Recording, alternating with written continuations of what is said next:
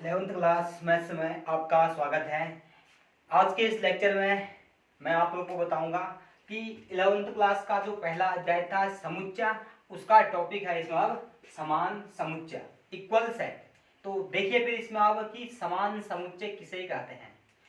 तो समान समुच्चय कहते हैं यदि कोई दो समुच्चय दे रखा है, एक दिया हो समुच्चय ए और नंबर दूसरा दिया हो समुच्चय बी, दोनों के दोनों समुच्चय समान समुच्चय कहलाते हैं यदि समुच्चय ए का प्रत्येक अवयव समुच्चय बी में स्थित हो और समुच्चय बी का प्रत्येक अवयव समुच्चय ए में स्थित हो।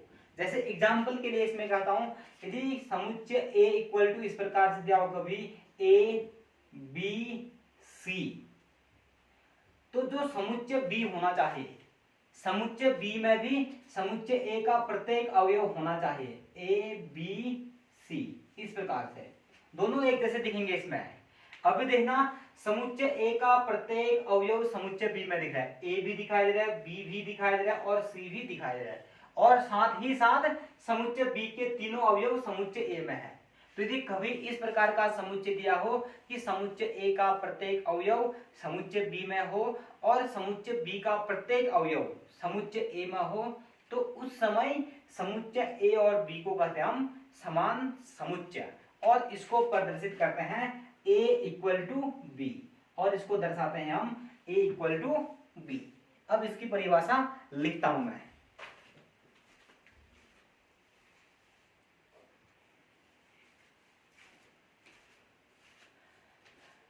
अब देखिए इसके बाद दूसरा टॉपिक बता रहा हूं मैं, उपसमुच्चय।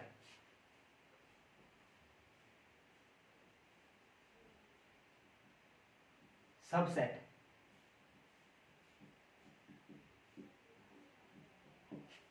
तो अब देखना फिर नंबर दूसरा टॉपिक है इसमें उपसमुच्चय। तो उपसमुच्चय किसे कहते हैं देखना फिर।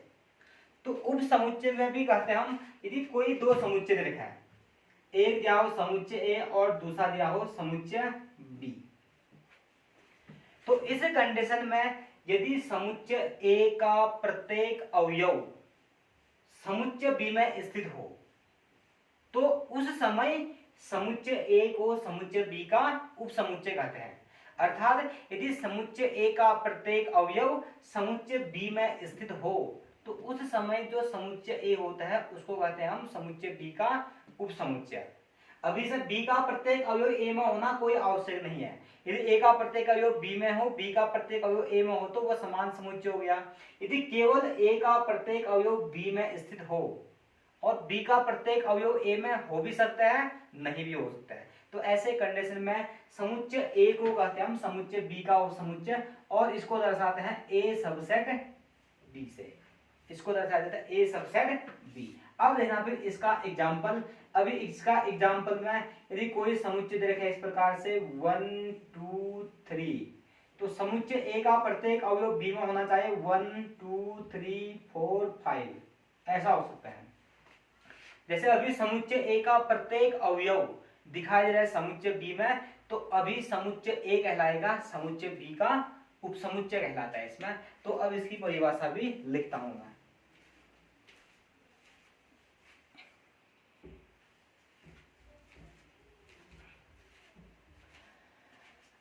अब इसके बाद जो अगला टॉपिक आ जाएगा, अगला टॉपिक देना इसमें, इसका जो अगला टॉपिक है वो है घात समुच्चय। घात समुच्चय। तो देखना फिर पावर सेट किसे कहते हैं, पावर सेट। तो घात समुच्चय किसे कहते हैं देखना इसको। तो घात समुच्चय कहते हैं हम यदि कोई एक समुच्चय दिया हो, जैसे कोई एक समुच्चय ए दे रखा है, ए इक्वल टू 1 2 दे रखा है, तो किसी समुच्चय के जितने भी उपसमुच्चय होंगे, किसी भी समुच्चय के जितने भी उपसमुच्चय होंगे, उन सभी उपसमुच्चयों का जो संग्रह होता है वही संग्रह कहलाता है घात समुच्चय। जैसे अभी इसके उपसमुच्चय याद करता हूं, यदि सिंगल 1 कहें एक उपसमुच्चय हो जाएगा, सिंगल 2 कहें दूसरा उपसमुच्चय हो जाएगा, यदि हम कहते हैं 1,2 एक उप समुच्चय हो जाएगा और एक 5 रिक्त समुच्चय सभी का उप समुच्चय होता है। तो अभी इसकी जो उप समुच्चयों की संख्या कितना आ गया है 4। तो अभी 4 उप समुच्चय, तो इनका जो संग्रह कहलाता है ये हो गए हैं घात समुच्चय, और इसको दर्शाते हैं पीए से, पावर सेट ऑफ ए से प्रदर्शित करते हैं। जैसे कोई समुच्चय दिया हो तो उसके उप समुच्चयों की संख्या होता है 2 की पावर n। किसी भी समुच्चय के जो उप समुच्चयों की संख्या होता है, उप समुच्चयों की संख्या 2 की पावर n। जैसे अभी 2 अवयव थे तो 2 की पावर 2 कितना 4, अभी टोटल 4 अवयव आ गए हैं। यदि टोटल इसमें 3 अवयव होंगे, जैसे एग्जांपल के लिए कहता हूं मैं, इसमें से 3 अवयव ले जाता हूं 1 2 3, यदि इसके उप समुच्चयों की संख्या कितना आएगा 2 की पावर 3 कितना 8 आ जाएगा। तो इनके उप समुच्चयों की संख्या यदि कैलकुलेट करना हो तो इनके उप समुच्चयों की संख्या पहले सिंगल 1, फिर सिंगल में 2, फिर सिंगल में 3, अब डबल 1 2 1 3, फिर आ जाएगा 2 3, अब 3 को लेकर के 1 2 3, फिर एक आ जाएगा 5। तो टोटल देखते हैं कितने अवयव हो चुके हैं। 1 2 3 4 5 6 7 8, 3 अवयव थी तो 2 की घात 3 कितना अवयव आ गई है 8 आ गई है। तो अर्थात पावर सेट कहलाता है कोई भी समुच्चय दिया हो तो किसी दिए गए समुच्चय के जितने भी उप समुच्चय होंगे, इन सभी उप समुच्चयों का जो संग्रह होता है वो होता है पावर सेट ऑफ ए, घात समुच्चय कहलाता है, और इसको पीए से प्रदर्शित करते हैं। और किसी भी समुच्चय के उप समुच्चयों की संख्या होता है 2 की पावर n। तो इसकी परिभाषा को भी लिख लेता हूं मैं।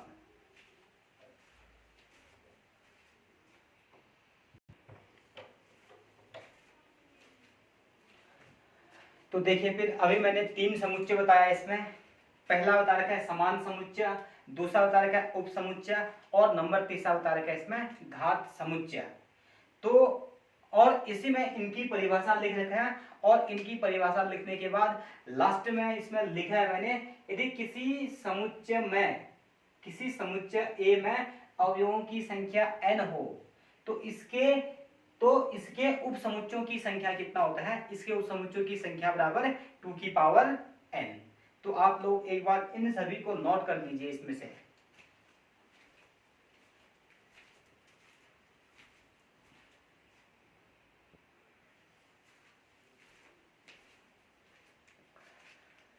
तो अब देखिए, फिर इसके बाद जो हमारा अगला टॉपिक है, अगला टॉपिक आएगा इसमें अंतराल r के उप समुच्चय के रूप में।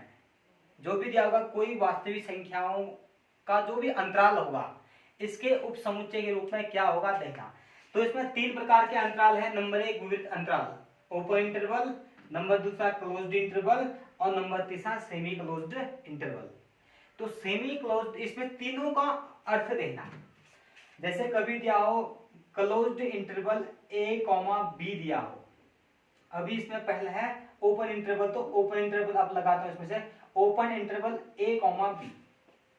तो जो इसका अर्थ होता है शब्दों में, इसका अर्थ होता है a और b के बीच की वे सभी वास्तविक संख्याएं, कहेंगे इसमें से for all x belongs to r, जहां x is greater than a और लेस देन कितना आ जाएगा b, इसका अर्थ होता है।